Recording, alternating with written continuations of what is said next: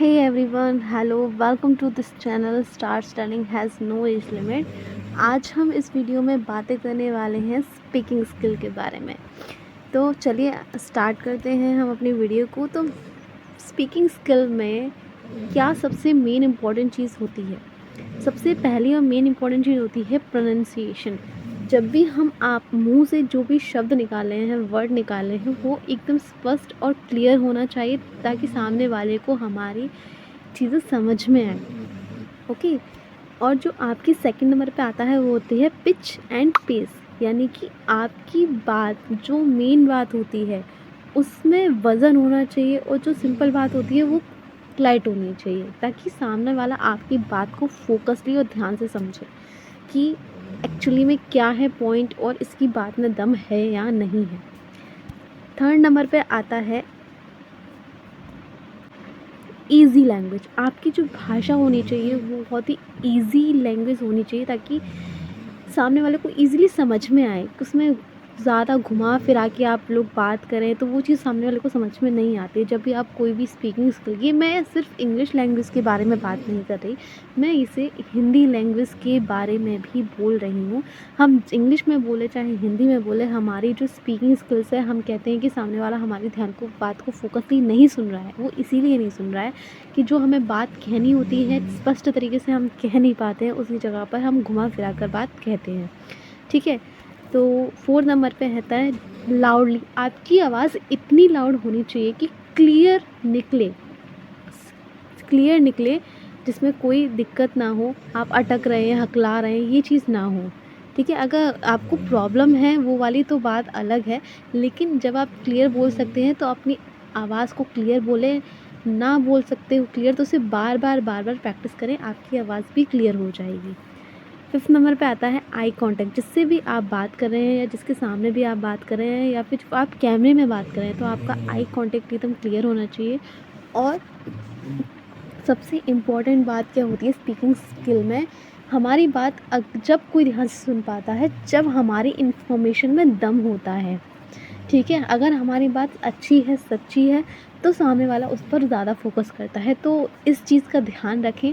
हिंदी है चाहे इंग्लिश है चाहे कोई भी लैंग्वेज है, अपनी इन्फॉर्मेशन सही रखें, तभी सामने वाला आपकी बातों पर फोकस कर पाएगा। ओके। तो मैं ऐसे ही आपको एक छोटा सा टॉपिक दे देती हूँ। जैसे मैंने रखा हुआ है यहाँ पर BEO UPSC के बारे में यहाँ पर रखा हुआ है। मैं इसको आपको रीड करके दिखाऊंगी जिससे आपको मेरी प्रोनाउंसिएशन आपको समझ में आएगा। पिच और पेस, किस बात पर आपको हाईली अप होना है, किस बात पर आपको अपनी आवाज़ को डाउन करना है, ये बात को आपको ध्यान रखना है। इजी लैंग्वेज लिखी हुई है, ज़्यादा टफ लैंग्वेज नहीं है इसमें आप ज़्यादा, और जो इन्फॉर्मेशन मेरे पास है मैं आपको वही प्रोवाइड करूँगी। और इसके बाद जो था मेन, उसमें जो मेरी आवाज़ अगर आपको अच्छी लग रही हो तो मुझे कमेंट में ज़रूर बताइएगा। ओके, चलिए स्टार्ट करते हैं। BEO can stand for a block education officer, administration role in India education department. BEO work at a taluka level of administrative role in the Indian education department. BEOs works at the taluka level to administer, supervisor, inspector, guide and control education. Their responsibilities include improving the qualities of education in schools or providing education facilities. The teachers required board conducted director requirement for BEO positions. Many teachers in primary and upper primary government schools are interested in this career progression. BEO may also refers to conduct event order, which is role involved in planning event at hotels or revenues. I hope कि आपको मेरी reading skills अच्छी लगी होगी। मेरी voice अगर clear और loud है तो आपको स्पष्ट मेरी बातों को समझ में आया होगा।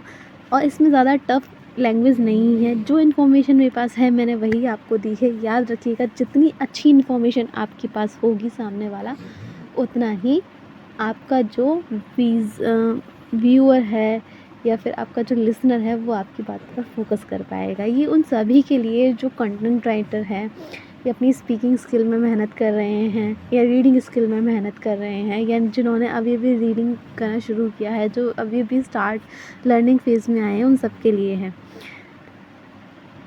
ओके, आप मेरे इस चैनल से जुड़े रहने के लिए धन्यवाद।